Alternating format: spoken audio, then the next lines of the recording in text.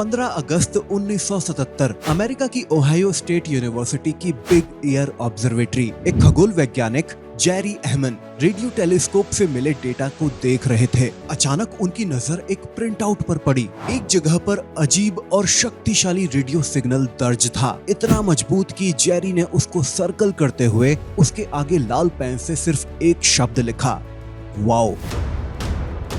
यही वो पल था जब वाओ सिग्नल का जन्म हुआ। आज लगभग 50 साल बाद भी ये ब्रह्मांड से आया सबसे रहस्यमय सिग्नल बना हुआ है। किसी को नहीं पता कि ये कहां से आया था, इसका असली स्रोत क्या था। लेकिन अब एक नए वैज्ञानिक विश्लेषण ने इस सिग्नल के बारे में कुछ चौंकाने वाले खुलासे किए हैं, जो ये दर्शा रहे हैं कि ये सिग्नल पहले से कहीं ज्यादा शक्तिशाली था।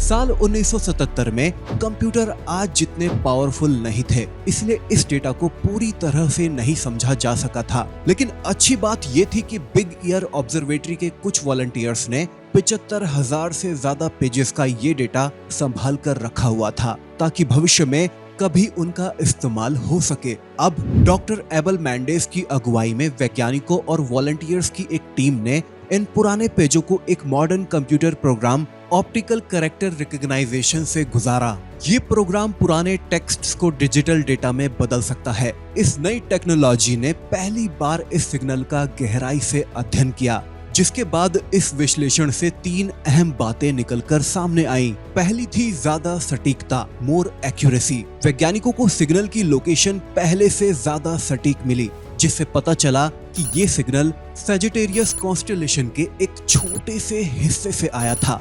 दूसरी थी नई फ्रीक्वेंसी। सिग्नल की फ्रीक्वेंसी में थोड़ा सा बदलाव मिला, जो 1420.726 मेगाहर्ट्ज थी। ये फ्रीक्वेंसी ब्रह्मांड में हाइड्रोजन गैस के अणुओं से निकलने वाली नेचुरल फ्रीक्वेंसी के बहुत करीब है। और सबसे बड़ी बात, ज्यादा ताकत।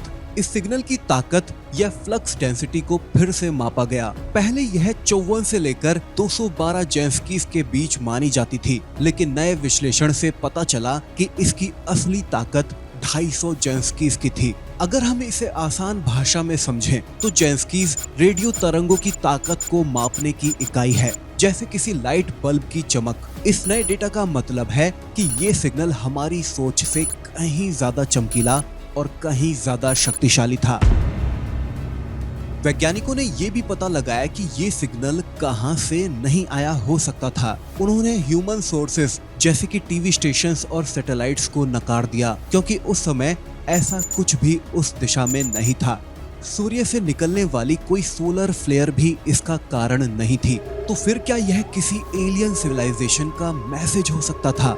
यह संभावना जरूर है, लेकिन सबसे ज्यादा संभावना एक नेचुरल सोर्स की है। वैज्ञानिकों का मानना है कि ये सिग्नल एक HI क्लाउड से आया हो सकता है। ये अंतरिक्ष में हाइड्रोजन गैस का एक बहुत बड़ा बादल होता है। जब इस बादल में कोई शक्तिशाली घटना होती है, जैसे किसी मैग्नेटार या पल्सार से निकलने वाली ऊर्जा, तो यह बादल एक तरह के विशाल मैसर की तरह काम करता है। मैसर को आप लेजर का रेडियो वर्जन समझ सकते हैं। ये रेडियो तरंगों का एक बहुत ही शक्तिशाली और फोकस किया हुआ बीम बनाता है। इस घटना को सुपर रेडियंस कहते हैं, जिसमें बादल के सभी अणु मिलकर एक ही समय पर एक बहुत तेज ऊर्जा का विस्फोट करते हैं।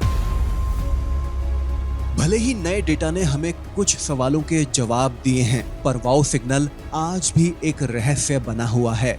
हमें अभी भी नहीं पता है कि उस हाइड्रोजन के बादल में वो शक्तिशाली घटना क्यों और क्या हुई थी। लेकिन यह खोज हमें एक बात जरूर सिखाती है, विज्ञान हमेशा आगे बढ़ता है। हम नए नए तरीकों से पुराने डेटा को फिर से देख सकते हैं, और यह वाओ सिग्नल शायद हमें भविष्य में और भी ज्यादा हैरान करेगा। आपको क्या लगता है, इस ताकतवर सिग्नल को हमारी ओर भेजने के पीछे कौन जिम्मेदार हो सकता है? कोई नेचुरल सोर्स या फिर एक आधुनिक एलियन सिविलाइजेशन? अपने विचार आप नीचे कमेंट सेक्शन में जरूर रखिएगा। आपको ये जानकारी कैसे लगी, ये भी हमें बताइएगा। और ऐसे ही वीडियोस को देखने के लिए चैनल को सब्सक्राइब करें, वीडियो को लाइक करें। मैं मिलता हूं अब आपसे एक नई वीडियो में। तब तक के लिए नमस्कार, जय हिंद, वंदे मातरम।